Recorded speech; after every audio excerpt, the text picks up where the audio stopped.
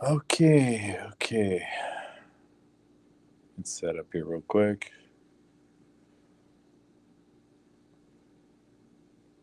Make sure everything's going all right. All right, looks good. So I did. I did this one last weekend. I got a little sidetracked, so it got me talking about politics. So I had to redo it. Figure I'm going to redo this thing. I don't know how many people have seen this. Probably not many. I'm guessing. Uh, I mean, it showed up on the feed of Diane A. She sent it to me, so thanks to her for sending this over. The Hey, how you doing, man? How you doing? Haven't seen you in a while, man. It's been a while.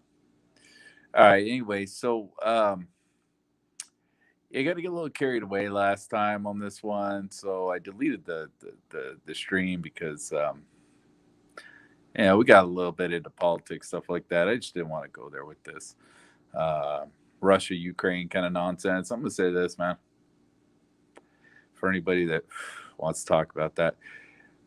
I don't give a fuck. Just give a synopsis. Here's what we talked about. I don't give a fuck about Russia and Ukraine at all whatsoever. I don't believe anything coming out of any fucking media that has to do with Russia Ukraine. So everything is bullshit. Don't know what the fuck to believe. Therefore, don't give a fuck about it. Uh, I mean, the fucking Johnny Depp shit is way more entertaining than fucking Ukraine is. So, to me, you know, war is always a bad thing. It sucks. People are dying. But I'm sorry. I just don't. I don't believe any of the bullshit coming out of that. The this year, this thing, fuck. I went back and forth on this. When I first heard this, I was like, this is the cop's perspective. This is a cop that was there the night of the Vegas shooting. And this is his perspective. I believe it's only a week old, too. So this is fairly new. Um, and these people can copyright strike me. I really don't give a fuck. But and there's gonna be a lot of commercials in this because these guys fucking monetize the shit out of this podcast. But this when I first watched this, I thought, oh, this is great, man, because this is a cop's perspective. This is kind of inside baseball bullshit. And then I went back and I watched it again Saturday night when I kind of did this live stream and I realized I don't know how much I buy what this guy's fucking selling. So I'm going to run through it and kind of go over a little bit of it. Some of what he said, though, man, was actually pretty well, not entertaining. That's a bad word. It's pretty interesting. Pretty interesting. He had some interesting insight into the Vegas shooting. So I'm going to play that here. That's about all I really got to say about it. But and I know, like I said, a lot of people probably haven't seen this. I don't know. And I'm not going to go through the whole thing. I mean, summarize beginning. This guy became a cop, some other place, came to Vegas, started working in Vegas, lives in Vegas, loves Vegas, yada yada.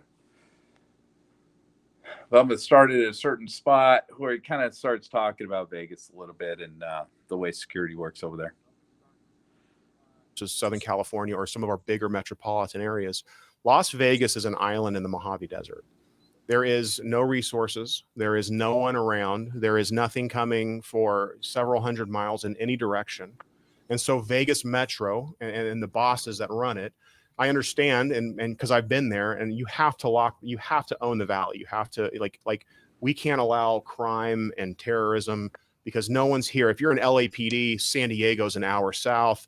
You've got LA County Sheriffs, the largest sheriff's department in the world. You've got National Guard, resources, you're coastal, you have the Navy, Marine Corps. We don't have those things here. So like on the night of 1 October, when we had to assume that we were not dealing with one lone, horrific, evil man, but I thought a multiple-pronged, multi-cell. And of course, hi everyone, Mark Barden here an at Sandy Hook Promise. So let's burn through this advertisement and get back to the show.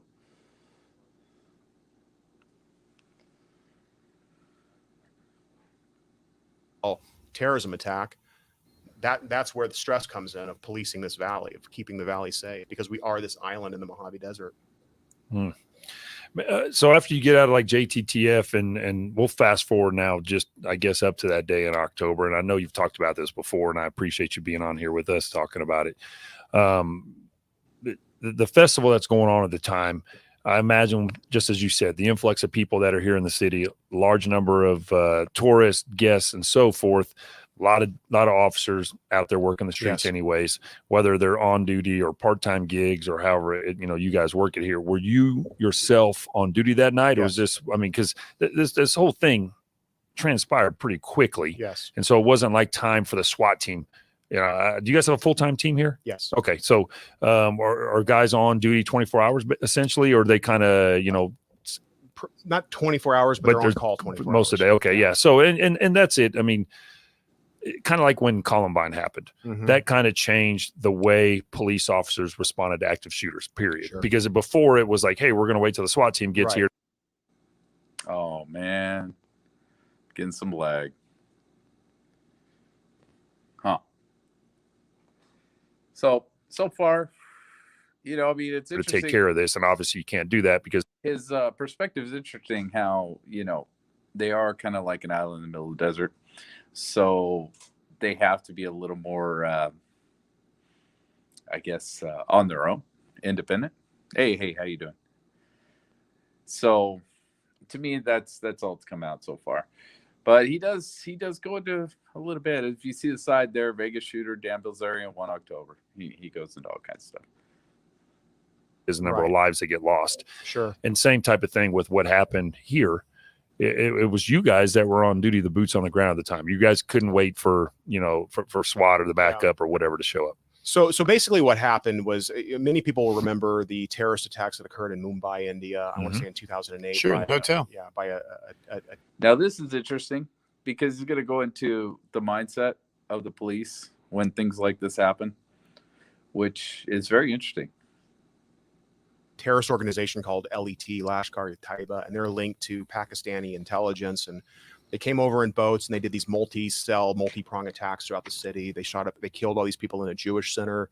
They laid siege to a hotel, and they had communications. It was a very advanced attack. They had these multi-cells of people hitting here, hitting there. And so they had all over the city. The police were very quickly overwhelmed, on top of the fact that those cops had to pawn their ammo to feed their family. One thing I'll say about American law enforcement is we will shoot back, because we have ammo. A lot, we too. have a lot of ammo. We will shoot back a lot. Yeah, we sure do. So that night, and in those years after Mumbai, our department stood up what was called MACTAC, which is Multiple Assault Counterterrorism Action Capabilities. All right, so here you go with MACTAC. This explains the origination of MACTAC, and I think he kind of goes into a little bit of what it actually is. It's a fancy way of saying, how do we deal with the Mumbai style attack? And what it was it's basically the basic premise is every single area command in Las Vegas has at least 2 squads working on the slowest of Tuesday night. One squad is the stay at home. One squad is called in the box. So the in the box squad is the squad that will respond at the moment something unusual, extraordinary, or some kind of a multi-pronged attack occurs in the Las Vegas Valley. The stay-at-home squad will stay and provide police services to the area because we can't leave areas. And it tries to limit that resource over convergence that we would see as cops, especially as supervisors, where 50 cops pull up and now fire can't get in. Now the SWAT team can't get in. Happens a lot. It happens all the time. Yep. So on that night, I was a patrol sergeant. I was working kind of in the center part of our valley. I was not at the event. It was my regular working shift, but we were the in the box squad, and the dispatcher said, "Hey, call me," and I could hear in her voice something wasn't right. So I called her on the phone, and we were about to. It was like 10 something at night. We're like, graveyard will be out in a little bit. We'll wrap this night up, and our week's pretty much almost over. And she says, "Hey, there's multi shots fired at the Route 91 festival," and I'm like, "Okay, we've heard. We always hear these 911 calls, swatting calls, shots fired." And I clicked the radio over, and I could hear what sounded like automatic. Now, no, it's a bump stock. Right. And cops screaming, people down, officers down. And my heart sunk. And my heart sunk, my heart broke for my city because I had spent so much time in the shadows, in the intelligence world, trying to stop something like this from happening. Working sources and working cases, developing sources of information within our community that would provide these kind of leads that would lead us to an investigation that would stop these attacks from happening. And my mind immediately said, this is going to be some kind of an ISIS or Al Qaeda multi-prong attack. So I rallied my troops, and I did the hardest thing I'd ever done as a sergeant. So that's always interesting to me, is in the mind of a cop responding to something like this, is his original thought was terrorism. It's a terrorist attack. So, sergeant, and that was not rush off to Mandalay Bay, because I knew within that 15 minutes that it took all my guys to get assembled, there was 1,000 cops already on scene. There was going to be a SWAT element en route, and I was waiting for the second wave attack to hit the Fremont Street district, to hit another part of our city. And so for about 15 minutes, I said, and I had some very tough, awesome go-getter cops, like pit bull cops. Sure. They were the real cops, and they were my 5-year cops training I had trainees too. So we were FTOs, but they were only 5-year officers training. I said, it's like toddlers training the babies. Yep. And the hardest thing I ever had to do as a leader on the police organization was pull those reins in and go, we're not running quite yet. Give it a second. But nonetheless, we ended up down at the command post. And it was pretty interesting because we get there, and that's when I hate to say fog of war. I don't like to use war in a civilian policing term, but that's just the term. It's just this fog of confusion that sets in when shots are being fired, people are screaming, and that amygdala hijack occurs. The tunnel vision sets in, the adrenaline is dumping. And so we get to the command post, which was actually just a little bit south of Mandalay Bay. And someone got on the radio and started screaming shots fired at the Paris, which we're right next door to it here at the Valleys. Mm-hmm. They're actually considered, like, they're kind of a linked property in all reality. And my watch commander goes, strike team 13, you go. And I'm like, oh, of course, Vegas. I'm striking lucky 13, here we go. I remember driving down Las Vegas Boulevard in the passenger seat of the car and I didn't bring all my cops with me. I brought my most tactically proficient. Many of them are now on the SWAT team. I sent I sent a team to protect our trauma center, because I thought if we lose our trauma center, we lose the valley. We lose the island and the Mojave. And so I remember driving down Las Vegas Boulevard that night, and we were pulling in front of. That's an interesting thing to hear about, how he was worried about the trauma center and his rationale behind that. It's they're going to talk about it in a second here, but that was smart. The Paris right out here on the strip, and I was waiting for automatic AK-47 fire to light my car up, thinking like this could be it. So this is amazing. So in the period of 15 minutes from the time you get a call, and I assume you get a call instead of it broadcasting over the radio because you don't want to cause a panic, because a lot of civilians will listen to police radios and find things out. But during this 15 minutes, you're judicious in your decision process. You stop. You assess what's going on. One of the assessment things that you think about is this could be a major event. I need to protect the hospital. Mm-hmm. Fucking badass, man. Yeah. I mean, that's good thinking. Yeah. Well, I just, our trauma center is, without it, I mean, it saved so many lives. So many cops have been saved by we have 2 trauma centers here, but UMC is the one that I always would say. I would tell my trainees, if I'm in the other trauma center and I get shot, put me in the car and take me over to the UMC trauma center. And those nurses and those doctors there. Oh, here we go. 90% of golfers slight. Commercial. There'd be all kinds of commercials in this. There was last time I played this. There we go. And not to disparage the other trauma center, I met one of I did a 1 October presentation with the doctor who ran that night, where most of the trauma victims showed up down the street here. It's called Sunrise. Fantastic hospital. Sure. I'm always facetious. There were great people there too. They saved a lot of lives that night. But yeah, I just said, if we lose UMC, if terrorists run a VBIT into the trauma center, and that comes down. You talk about the hospital. Some hospitals have a lot more exposure to that type of thing. Mm-hmm. There's a hospital in Atlanta, Grady. They send Army medics there because there's more gunshot wounds there than they will see in a war zone. Yes. So they get to treat that. Yeah. So some places are great at that stuff just because they have the exposure to it. It doesn't have anything to do with the quality of care. Yeah. It just has to do with the exposure that they see. Yeah. And so that night, and we fly down to the Paris expecting shots fired and hearing things and expecting the worst. And And what is happening is, you know, I'm hearing someone say there's been a shooting, and instead of getting on the radio, cool, calm, collected, I'm getting reports of shots fired at the Paris. It's shots fired. So we kind of park on the other side. I know all the little nooks and crannies from working undercover on the Strip. I kind of know, like, don't pull in front of this place, pull around the corner, and we'll go into the sports book of the Paris.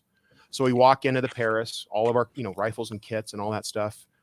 And I see some lady gambling, you know, with her shoes off. I'm like, well, that's a good sign. You know, that's okay. I don't hear gunfire. I don't see the smoke alarms going off from the, you know, the cordite in the air. And I remember I had to walk into I felt bad. I'll admit it. I stole a bottle of water from the Paris.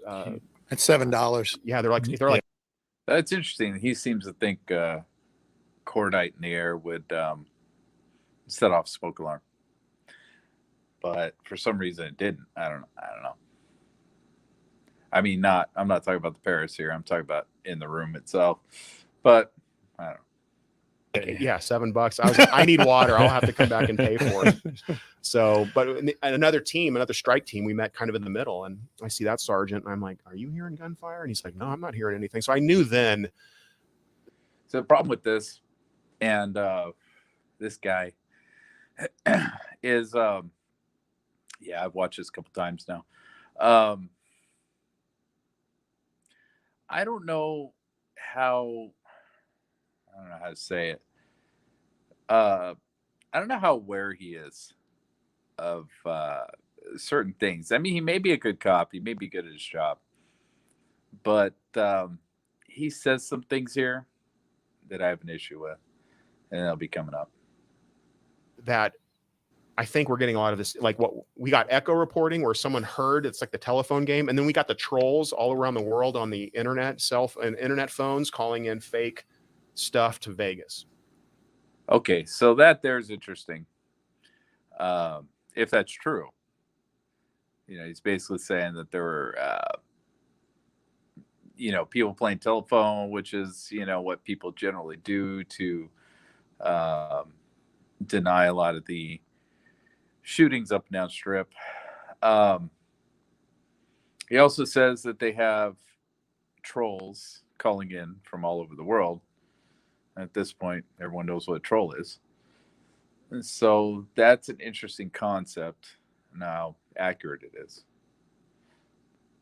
So I got back and I couldn't get back to my command post. So we kind of posted up at Trop in the Boulevard. And that's where I kind of posted myself. And that's where I kicked a certain celebrity poker player. Who are you talking about? Mr. Dan Bilzerian.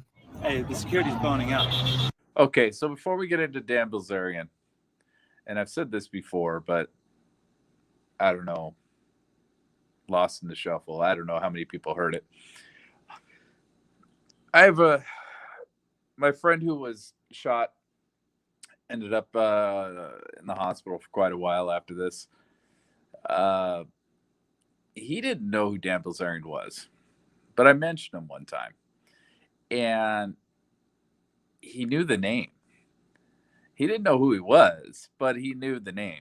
You know, he wasn't trolling the guy's Instagram to see pictures of the strippers that he's hanging out with and shit.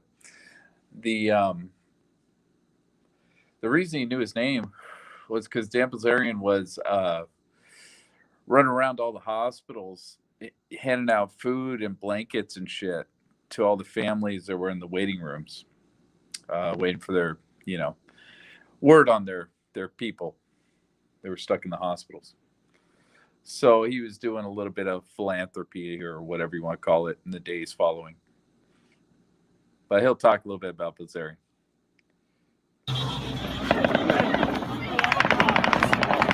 I'm not sure if this is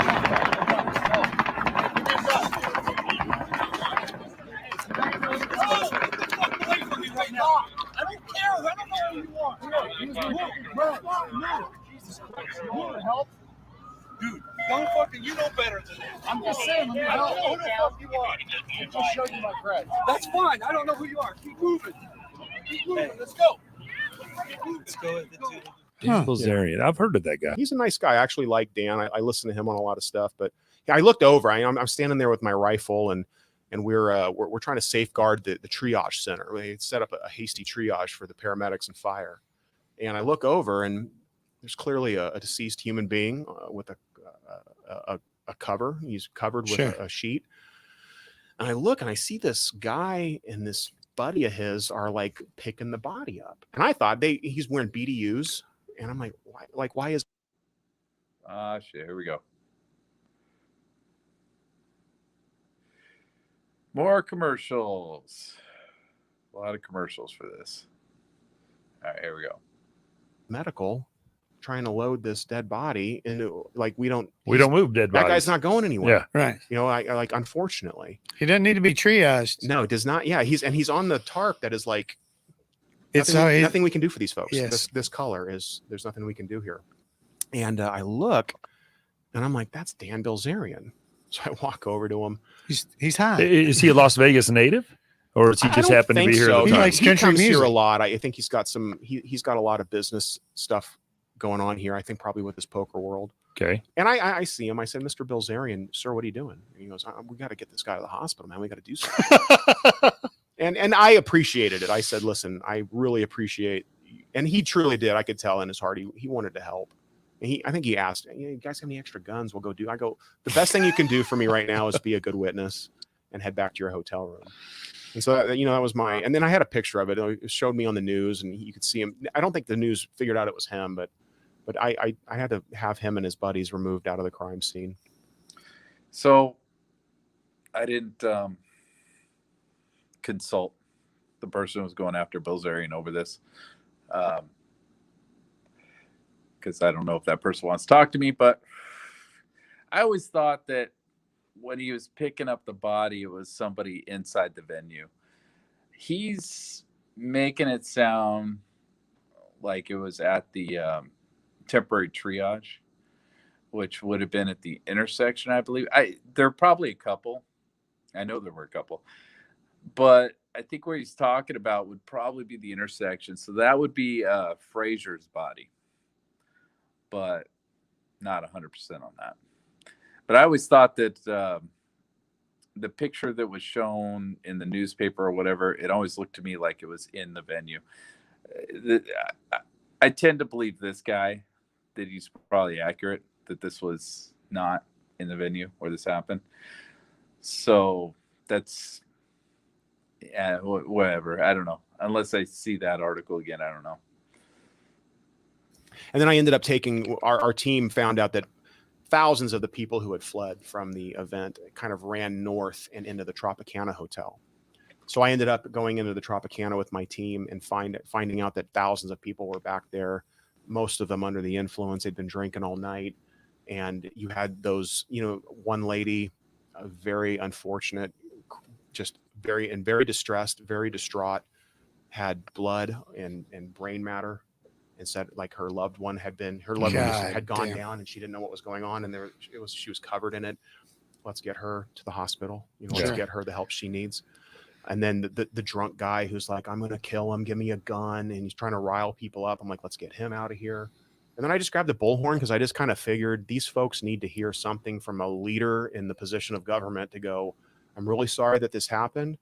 At the time, I didn't know the total number of loss. Mm-hmm. I knew one of my partners, Charleston Hartfield, had died at the festival, kind of sprung into action, as many off-duty cops did that night, and many civilians, just absolute heroic people. Dan. So, I don't know much about Charleston Hartfield, so I don't know how accurate that is. I don't want to. This is fairly new. This podcast, they posted this, I think, a week ago. So it was probably recorded a few days before that. But this is fairly recent. They were talking about the NFL draft, which happened, a month ago. And they were talking about it in past tense. So this is fairly recent. So I just addressed the crowd. You Google my name, you'll see my body cam footage that is, out there on the news. The crowd has given us, clapping for us, and you could tell they were very appreciative. And finally, as we started to and then I see a guy. Before I even gone in the Tropicana, I saw a guy that I'd worked on the FBI task force with, and I run. All right, this is interesting. At least to me, this was what he's about to say. Up to him, and I go, "Oh, is it Al Qaeda? Is it ISIS? What is it?" And he goes, "Some dude from Mesquite, Nevada." I couldn't believe it. just blown away. Yeah. Well, you know, and I know we kind of joke about, you know, All right, so to me that's interesting.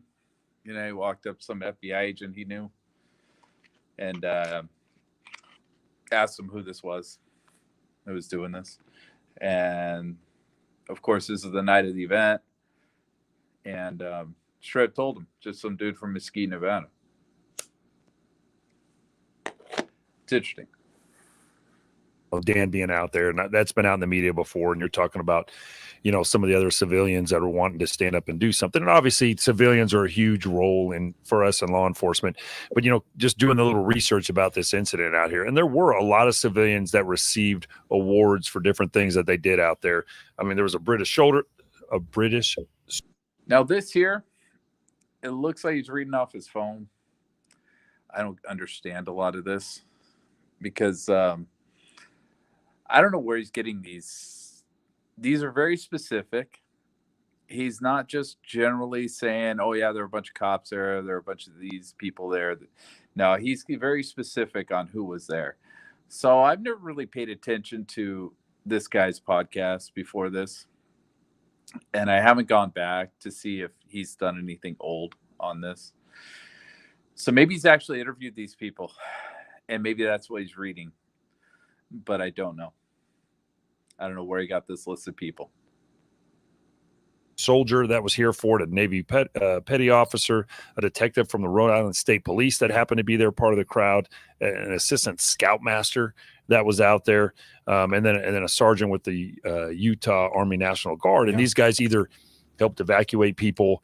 You know, they didn't panic on what was going on. People that were helping treat people for injuries and things like that. So when you have something of this mass quantity with thousands of people out there, and obviously the number of injured and deceased, and you guys are still doing the job you guys have to do, it does take people like that are out there. And oftentimes it's people, you know, Howard, you're a nurse. You know, I'd like to think if you were at the scene of one of these type of things, you're going to stand up and start doing nurse shit, medical shit. I would do nurse shit. You know what I mean, though? But it's like I said, it's stuff like that. So the part with the Dan, it is a big joke. It's been, you know, and I don't mean it in a negative way, but we are grateful for those that. Here we go. Another commercial. Hi. Fuck. From Sandy Hook Promise. Fuck you. Have training and then they can. Nothing against Sandy Hook, but god damn it, I don't want to hear that gun control bullshit. I don't know if you noticed either. This guy's nickname is Sticks. Fucking amazing. Help in those type of scenarios. There were, and Mr. Bilzerian was very kind and classy to me, and he was just very upset about what had happened. I could tell from the bottom of his heart. He's a good dude. Yeah, absolutely. I've never met the guy outside of that night, but I know he's got a reputation. Yeah, so you look at his Instagram or social media, it's a little bit different. He's good in my world, but there are people that night that did far more heroic things than me. I did a presentation in San Diego. A guy comes up to me, he goes, I was there that night. I got shot in the head. I was a Southern California police officer. I go, come back at the end of my class. You know, I want to honor you in front of this crowd. Yeah. Come to find out, he's there with his fiance. He gets a round in the back of his head. It kind of blows the skull cap off, and he just goes down. His fiance, now wife, who's a dispatcher, very situationally aware people. Absolutely. She knows immediately he's been shot. She puts the skull cap back on his brain, and she gets shot twice through the chest. Jeez. And she goes down, and she turns to these cowboys and says, my husband's a police officer. Get him out of here.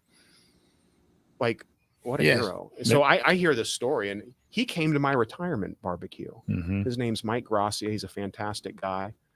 He's fully recovered. She finally ends up tracking his phone to Sunrise with a chest compression for a through and through gunshot wounds.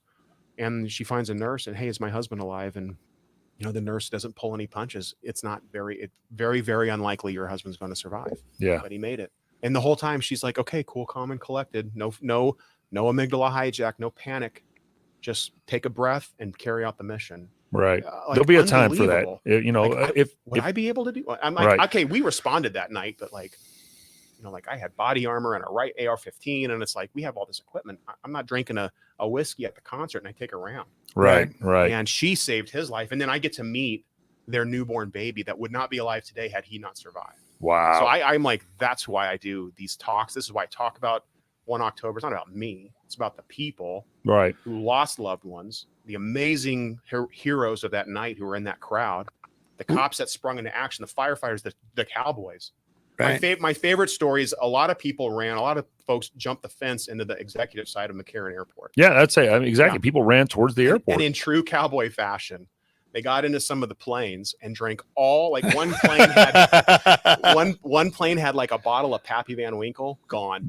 You know, like I've never heard of that. Is that good stuff? that's one of those little inside, you know, you don't get that in the after action report. So Yeah, right. yeah. Well, and just talking about the people out there, as you talking about the victims, I mean, there were, and if my numbers are correct, please, or incorrect, please correct me. 61 people died. 60 died. Okay. 58 died, 60 within several years. Correct. Yeah. Like Two more. people that suffered gunshot wounds out there that died as a result later. Then there could be a 61st who is like, I don't know, maybe it hasn't hit the news yet or Okay. reported. So roughly 60 people died from it. 411 injured by gunfire. 422. Okay, 422 people injured by gunfire. I mean, seriously, think That's a about ton. that. But he was shooting some big bullets. Well, One he bullet was could hit shooting two rifles, people. but another roughly 450 people were injured just in the ensuing chaos. Whether, you know, I mean, sprained ankles, whatever you want to talk about, you know, 450 additional people injured. But you're talking We're talking a 411 gunshot victims. All right, so they're going to start talking about the guns that were used. And when they get into that, that's where I'm going to start having a problem with what this guy has to say. Not counting another 60 that died. I mean, that's just absolutely mind-boggling. But when officers got up there to his room, which was on the 32nd floor of the Mandalay Bay, he had obviously killed himself. Okay. They're also going to talk about the room, which to me, when I first heard this, I thought this is actually pretty impressive. This is something I never really thought about in this capacity. But in the end, I think he just doesn't know what he's talking about. Inside the room, they found a total of 24 total guns, majority of them rifles. And he was shooting. He had used a hammer to bust out a couple windows so he could start cracking rounds off down at the crowd. And it was something like, I think I made a note here on the distance he was shooting. I mean, it was something, 490 yards away. Well, from an advantageous position and a position up in the air, just down on helpless people, 490 yards away. Yeah. 5 football fields. Some ways. Yeah. Yeah. He had a mix of those, the 223 rounds and those, but it's those 308 rounds that reach out and touch folks. All right. That's where I have an issue. He had he says he had the 228 rounds or whatever, but he said it was the 308 rounds that reach out and touch people. That's false. I mean, at least for that night, for this incident, that's false. And we have the proof for that. We have the ammunition schematic there that shows every round that was fired, basically. Not where they hit, of course, because everyone's talking about ballistics and shit, but we can see and document. Well, they did document, I should say, every round that was fired. And they're only 8 out of a 308. he had tried to shoot the fuel tanks. The fuel tank at the airport. The fuel tanks, which it didn't work, thank God. But a ton of guns, and I'll give you the inside baseball that no one really knows about from that night. As far as it, I'm very hesitant to use the word miracle, because if you lost a loved one that night, there are no more miracles in this world. And so my heart breaks for those victims and their families. But if there was any shifting of the energy in the universe that night, he had that suite, and then he had the side room next door to it. Yeah, and so that's where I have a problem with what this guy's saying, because he's already said one false statement that, it's misleading at best. At worst, it's just false. he doesn't always talk about. But I'm not really sure which side of that. And that's why I have a problem with this. Now, what he's about to say here, to me, was the most interesting part of this. So let's play it. You know how you can do the Jack and Jill doors? Yep. Right. And he had a lot of his heavy 308 guns laid out on the beds in that side room. And when he went in there, he put all the guns on the bed and he put the key card to the room down. He went into the suite, broke the window in the one room, broke the window in the suite. And as the Locked himself air out. drafted through, caught the door and locked himself out of that side room. So locked himself out of the quote unquote big The guns. armory. The real big guns. And Yeah. what we Okay. And I think that's about it. But before I lose this train of thought, what he just said right there was false. And that's why I'm starting to have a problem with what this guy's saying. Now, maybe he did leave a key card in that room. I don't remember seeing one on the bed. Who cares?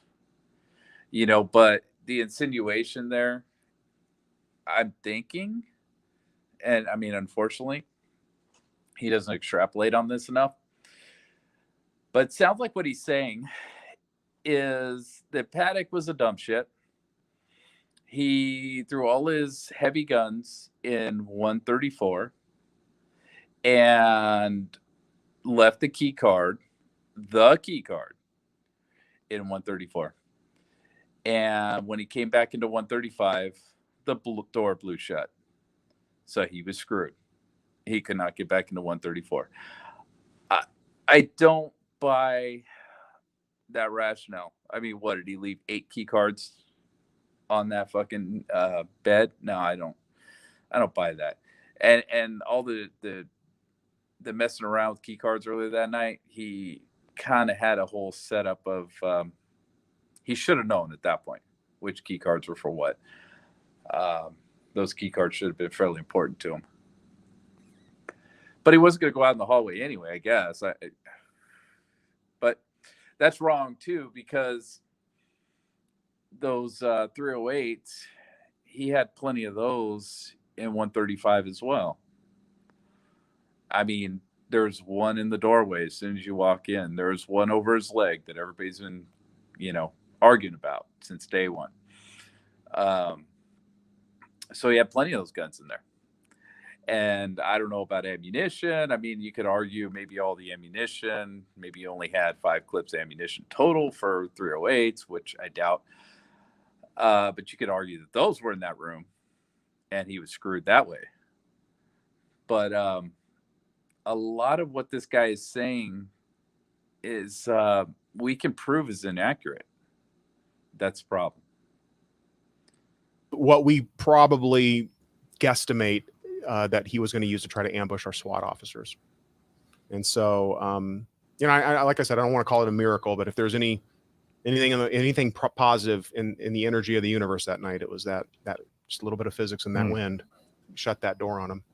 Well, so this podcast isn't here to give this guy's name out there and give him. Yeah, we don't do that shit. Fuck that. I refuse to say his name. Yeah, exactly. I mean, this guy, and listen, it's still one of the mysteries in law enforcement to this day. I mean, unless you know something we don't know, it's still a kind of an unknown on why he did it. I think the FBI or ATF, they've kind of closed the case up. They don't know exactly why he did it. This guy wasn't like a career criminal. He'd only been in trouble for traffic citations before, and he was 60 years old roughly or so like that. So this wasn't some guy who, we don't know why. But you have since retired from the police department. I have. All right. So that's pretty much all they're going to say about 1 October. He's going to go into this thing where he's I don't know, man. The prison system in America sucks balls, but he's got something where he introduces inmates to cops to try and humanize cops. Whatever, Not sure how much that fixes the problems, but whatever. So the problem with this, when he first said that, the wind blew the door closed. Thinking that's an interesting theory, I guess. That is very interesting. That throws a lot of things into question. You know, when did that door close? You know, when would that have been a thing? You know, he's insinuating that it happened sometime during the shooting. I don't know. I don't know if I agree with that. It's possible. It's also possible that when they breached the room, due to the air equalizing from the room into the hallway, that it blew the fucking door shut. You know, that would make more sense to me, honestly. And then he also says those were going to be used to ambush the cops. There's no evidence of that whatsoever. And being a cop, he should be, I think he would be better than that. That as far as insinuating motive of things happening, events, you know, whatever. But you know, when I first saw this, I was impressed by this guy. I thought this is what I want to see. I want to see what cops have to say about what happened that night, because they do have more information than we have. They should. Let's see. Yeah, that was the thing. Yeah, that's right. That's what I was talking about last time. If those last two shots that we hear from we hear it from certain body cams, but most famously, we hear it from the bus stop video.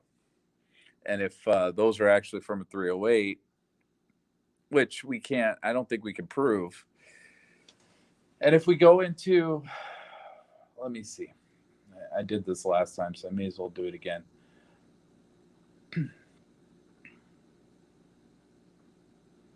If I can find it again.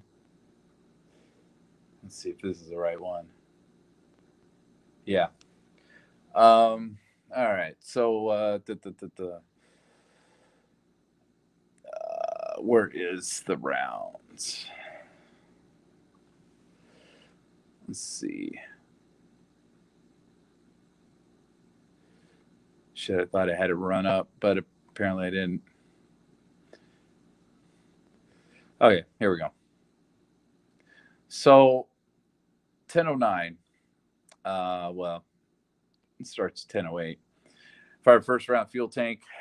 A couple seconds must ticked over to make it into 10:09. Second round hit fuel. Third round hit the fuel tank. All the way down to the sixth round. Then we have the investigation was unable to determine when the seventh and eighth rounds were fired at the fuel tank, which is interesting to me that they don't know. Right. So if it was those last two rounds, I don't know. I would think they would know somehow. I'm curious how they know this. They know these are the rounds that were fired at the fuel tank in this sequence, and not when the last two were fired, which has always kind of been puzzling to me. But you're right. If that was the case and that door flew shut, and those last two rounds were fired at what, 2:15 or 10:15? I keep saying 2 on this because I'm reading the 2209. If the last two rounds were fired at the end, were fired at the fuel tank, then yeah, we have a problem with that door, that theory. So that's the problem I have with this guy. Also, what he said about the 308s reaching out and touching people, you know, insinuating that the majority of the shots fired that hit people and did damage were 308s and not the 223s or whatever. That's I have an issue with that. But originally I was thinking, you know, I mean, this is what we want. This is what I want personally. I want to hear what these cops have to say. I want to see what their opinion is, because they're the ones that are talking in their break room about this event, you know, sharing their experiences throughout the night that they're not going to share with us publicly. Little stuff like what he said about people breaking into the liquor cabinets of private planes. Stuff like that. You know, they hear shit like that. Stuff that doesn't go on reports. So to me, that was interesting. But as I started to listen to this and kind of work through it in my head, it doesn't work. Yeah, I don't think any 308s hit anybody, but we don't know, right? It's possible that those. I mean, the problem with this report, I mean, this report is so fucked up. It's never been. I don't know, man. There's just all kinds of holes you could punch into this thing. And so it's hard to take any of this seriously as far as this timeline goes. You know, the rest of it I'm okay with, but this timeline just seems like bullshit. So I have an issue with that, you know, but they say, you know, if this is accurate and they're saying this is where the first round was shot at the fuel tank, it was not shot at the crowd. All these rounds shot at the fuel tank, shot at the fuel tank, shot at the fuel tank. Which, I mean, I think it's a decent assumption to assume that these were the 308 rounds. I don't think, you know, that's really, I mean, you could question it, I guess, but I would assume that they're correct in that the 7th and 8th rounds were all the 308s. They were all fired at the fuel tank. I guess it's possible that he fired these 6 rounds at the crowd and only fired 2 shots at fuel tank, both of which hit. It's possible. To me, it's possible, but you'd have to throw this out right here. There's a reason they're saying that these were shot at the tank. I'm guessing they have something saying that these were shot at the tank, but I don't know what. We don't have enough information on that. So, but yeah, you're right. The as far as that door being blown closed, I would think if it was at all, and if that's at all accurate, then that door would have been shut during the breach. It would have blown shut during the breach. I think that's when you would have had mass airflow going through there. So I went to the last 2. There were only 308 casings and 4, and crack was too far away for near ground hits. Yeah, that's true. We don't really hear the cracks from any of those rounds. Of course, I didn't do as much on that as you did, but I remember the last 2 I was kind of interested in because you could hear them from one of the early body cams. You could actually hear the 2 rounds going off. And originally I thought they were sonic cracks from them. Listened to it a bunch of times, and it kind of sounds more like that's the muzzle blast and not the sonic cracks. So that doesn't prove that those bullets were hitting close to that cop. Because originally that was my original thought, was that you had the two of the final shots were actually fired into the crowd. But no, I think you're right. I don't think they were. When I went back and listened to it again, you're not hearing 2 shots. You're not hearing a sonic crack on top of a muzzle blast. You're hearing what just sounds like one crack, which sounds more like a muzzle blast than an actual sonic crack. So I have no reason to dispute that. I never really have. But anyway, I just thought I'd share that because that was interesting. Thanks again to Diane A for sending that to me and giving me that, because it was pretty interesting. It was very interesting to hear a cop's perspective who was there that night talk about this, I guess. But anyway, I think that's about it for this. And yeah, this is kind of the second time I've gone through this, so first time didn't end too well. All right, guys, stay safe out there. Have a good one, and talk to you on the next one.